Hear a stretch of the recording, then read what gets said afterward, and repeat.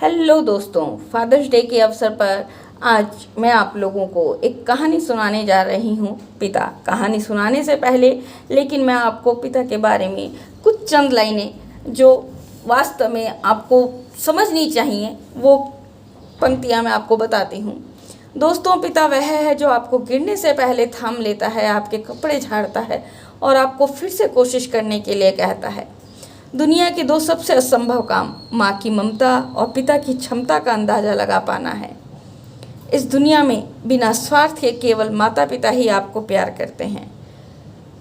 जेब खाली हो फिर भी मना करते नहीं देखा, मैंने पापा से अमीर इंसान कभी नहीं देखा।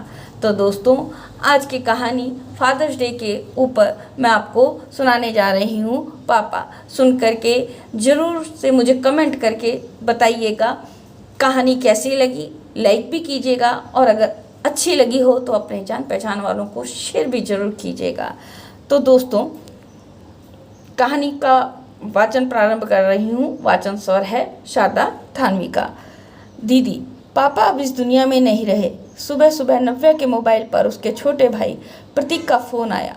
नव्या की आंख से 2 बूंद आंसू ढुलक कर उसके गालों को भिगो गए। आज नव्या बिल्कुल अनाथ हो गई थी। माँ को तो इस दुनिया से गए 4 साल हो गए। बस एक पापा का ही सहारा था। अब वह भी चले गए, पर दिल के कोने में थोड़ी राहत भी मिली। इसी बहाने पर उनको अपने अकेलेपन से मुक्ति मिली और नव्या को उनकी चिंता से। मम्मी के जाने के बाद पापा बिल्कुल अकेले हो गए थे। एक सख्त मजबूत इंसान को कमज़ोर, असहाय, लाचार इंसान में बदलते देखा था नव्या ने। कभी कभी तो उसे यकीन भी नहीं होता था कि जिन पापा की आंख में बचपन से आज तक आंसू की एक बूंद नहीं देखी, अब फ़ोन पर बात करते करते जरा जरा सी बात पर रो पड़ते हैं।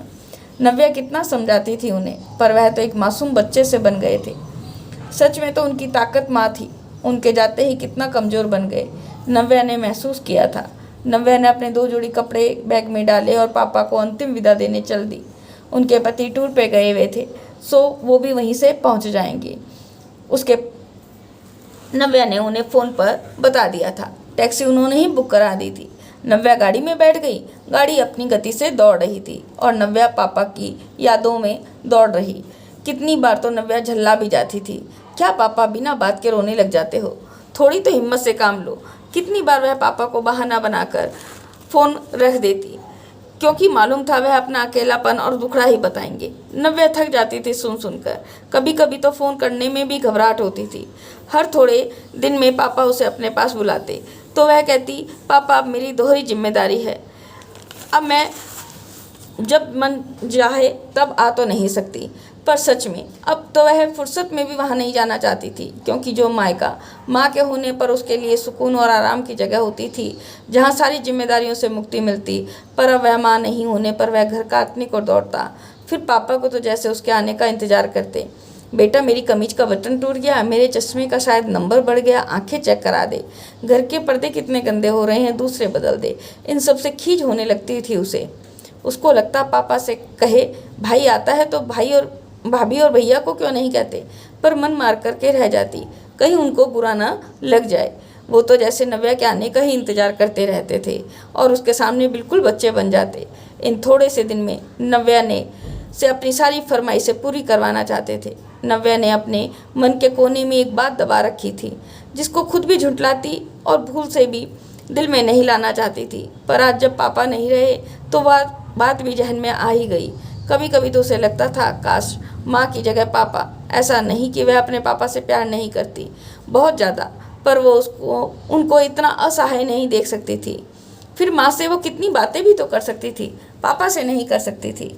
याद है उसे जब माँ थी तो कितना गुस्सा करती थी, तुम बाप बेटी पता नहीं क्या खिचड़ी पकाते हो, मुझसे तो मेरी बेटी बात भी नहीं करती। सच किसी के खोने पर क्यों उसकी कमी लगती है, अगर उसके होने पर यह एहसास रहे तो बाद में कुछ मलाल ही ना रहे।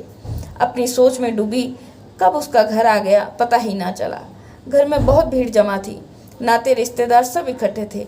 नव्या पापा को इतना शांत देख कितना दुखी थी। कहाँ तो उसके आते ही कितनी बातें लेकर बैठ जाते जो इतने समय से इकट्ठी करके रखते थे। माँ के बाद नव्या से ही तो वो अपने दिल का हाल कहते थे। पापा के दाह संस्कार के बाद घर में भैया, भाभी, नव्या और उसके पति रह गए। नव्या के भाई ने पापा की एक डायरी और कुछ चीज़ें जिनमें उनकी पुरानी घड़ी जो नव्या ने उनके जन्मदिन पर उन्हें दी थी।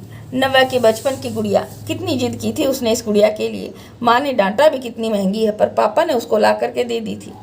वो सब नव्या को दी। पापा की इच्छा थी कि वह उसे ही दे।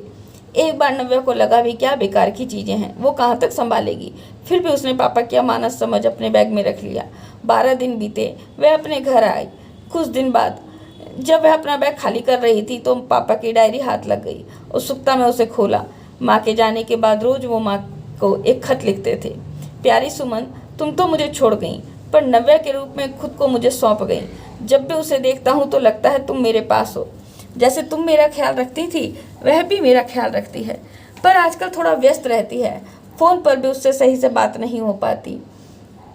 कितना कुछ होता है कहने को, पर उसकी व्यस्तता के कारण उसको बता ही नहीं पाता। नव्या के दिल में हुक सी उठी। पापा, मैं कहाँ आपसे सही बात करती थी। मुझको तो झल्लाहट होती थी आपसे बात करते। उसने आगे पढ़ना शुरू किया।